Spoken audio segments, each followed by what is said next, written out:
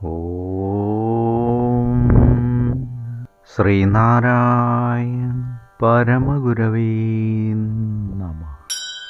സുപ്രഭാതം. 1623 ദിവസമായ ഇന്ന് 2025 ഒക്ടോബർ മാസം 24 തീയതി വെള്ളിയാഴ്ച. 1201 ആണ്ട് തുലാമാസം 7 തീയതി.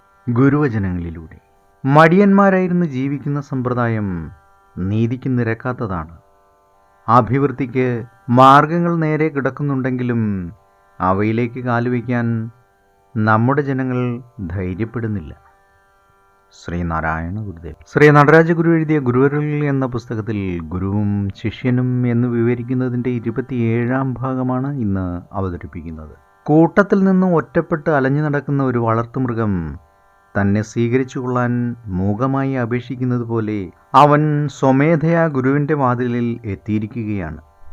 അവൻ എളുപ്പത്തിൽ ഇണങ്ങുന്നവനാണ്, സൽസ്വഭാവിയാണ്, പ്രസന്നനാണ്, ആത്മാർത്ഥതയുള്ളവനാണ്. തനിക്ക് ലഭിക്കേണ്ട ജ്ഞാനത്തിന് എന്തു വിലയും കൊടുക്കാൻ തയ്യാറുമാണ്. വേണ്ടി വന്നാൽ ജീവിതം മുഴുവൻ അതിനുവേണ്ടി സമർപ്പിക്കാൻ ഒരുക്കമാണ്. ജ്ഞാനം അതിൻ്റെ സമ്പൂർണതയിൽ അവന് ലഭിച്ചിട്ടില്ല. എങ്കിലും അങ്ങനെയൊരു ജ്ഞാനം ഉണ്ടെന്ന് അവന് തീർച്ചയുണ്ട്. ആ ജ്ഞാനത്തിൻ്റെ അമൂല്യത അല്പമൊക്കെ അവൻ അനുഭവിച്ചിട്ടുമുണ്ടാവണം.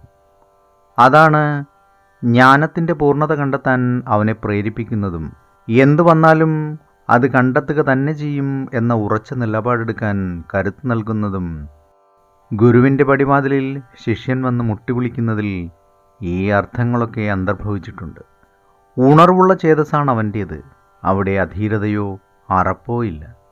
ഏവർക്കും നന്മ നിറഞ്ഞൊരു സുദിനമായിരിക്കട്ടെ എന്ന് ആശംസിച്ചുകൊണ്ട് നിർത്തുന്നു. നന്ദി, നമസ്കാരം. ഗുരുധർമ്മം ജയിക്കട്ടെ. ശബ്ദം നൽകിയത് സുജീഷ് മഹേശ്വരി.